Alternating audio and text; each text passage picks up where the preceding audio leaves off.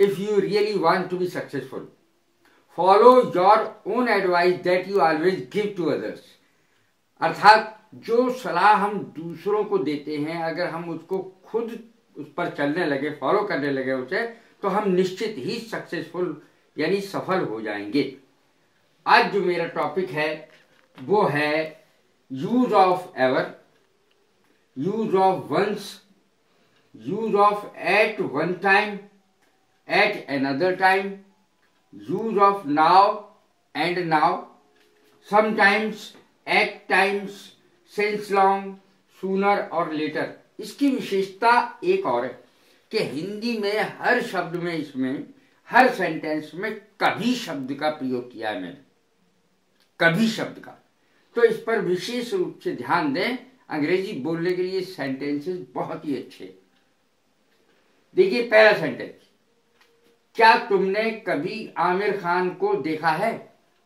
Film actor Aamir Khan. Have you ever, अब ever का प्रयोग कब होगा? कभी, कभी शब्द के लिए एवर का प्रयोग होगा। एवर की हिंदी होती कभी। Have you ever seen Aamir Khan, क्या तुमने कभी आमिर खान को देखा है? तो इस प्रकार से एवर शब्द का प्रयोग हुआ, इसका अर्थ होता है कभी। यूज ऑफ वंस, ये तो यूज ऑफ एवर था। यूज ऑफ वंस, और वंस की हिंदी भी कभी ही है यहां। जैसे वह कभी धनी अवश्य रहा होगा, वह कभी धनी अवश्य रहा होगा, पहले कभी रहा होगा। He must have been rich once, once माने कभी। He must have been rich, वह अवश्य रहा होगा। मस्ट का मतलब अवश्य। He must have been माने रहा होगा। रिच वंस, कभी वह अमीर अवश्य रहा होगा। Use of at one time and at another time, वह कभी कुछ कहता है, कभी कुछ कहता है। अब एक बात पे ही नहीं रहता है वो व्यक्ति। तो जब कोई व्यक्ति एक बात पर पक्का नहीं रहता तो उसको कहते हैं कि कभी तो वो कुछ कहता है, कभी कुछ कहता है, उसकी बात का भरोसा ही नहीं है। वह कभी कुछ कहता है, कभी कुछ कहता है। एट वन टाइम माने कभी। ही सेज, वो कहता है। वन थिंग, एक बात। एट वन टाइम, कभी ही सेज वन थिंग, कभी वो कुछ कहता है, एक चीज कहता है। And at another time something different, और दूसरे समय जरा सी देर बाद ही कुछ और कहने लगता है। उसकी बात का क्या भरोसा है। यहां ये अर्थ है, यहां पे एट वन टाइम कभी अर्थ दे रहा है, कभी का अर्थ दे रहा है, और दूसरा एट अनदर टाइम, उसका अर्थ भी कभी बैठा है। यहां वह कभी कुछ कहता है, कभी कुछ कहता है। At one time, he says माने वह कहता है। वन थिंग, एक बात, वन थिंग माने। एंड एट अनदर टाइम, और दूसरे समय समथिंग डिफरेंट, दूसरी बात कहता है। डिफरेंट माने भिन्न बात कहता है। तो ये इसकी अंग्रेजी बनेगी।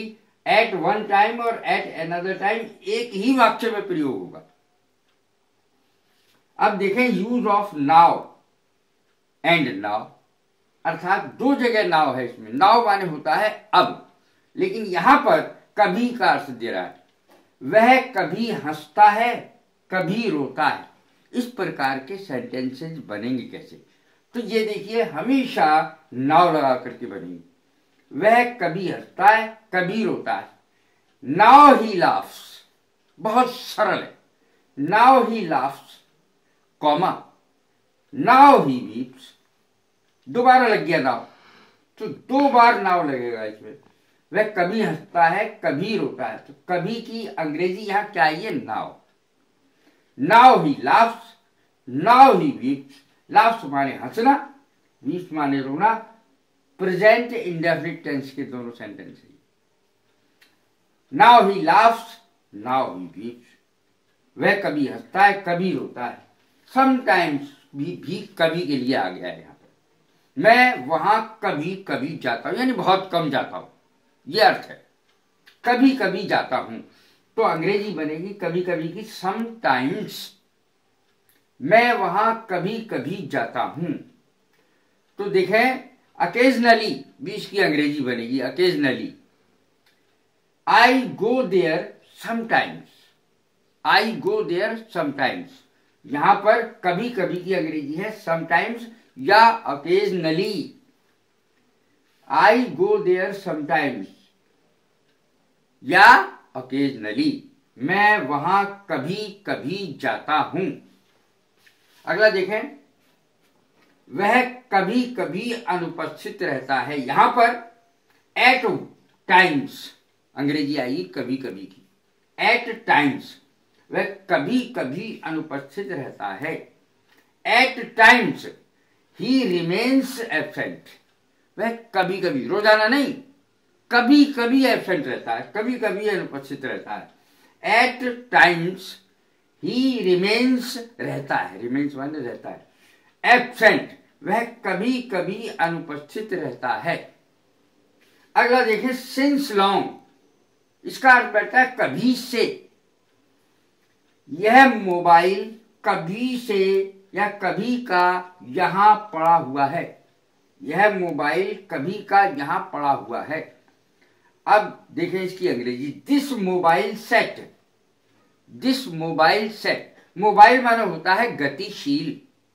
मोबाइल सेट या मोबाइल फोन सेट इसको कह सकते हैं।